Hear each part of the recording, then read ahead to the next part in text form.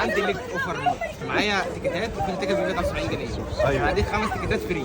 ايه ماشي. بقول لك ايه، في حفله النهارده تاخدي تيكت شغال، هتيجي؟ قول له والله العظيم هاجي. خلاص امسكي تيكت. ايه سكه هتيجي؟ هتيجي. خد يا عم دي تيكت ببلاش، استناك النهارده. انت اتاخدت منك. بقول لك ايه الاخبار؟ النهارده عاملين حفله كده في دهب سكوير، فيها عروض وخصومات وهولوجرام، ومايكل جاكسون الله يرحمه جاي، مسعد اوزيل جاي النهارده في دهب سكوير. تمام. بس عشان عملت ميوت لصوت الناس.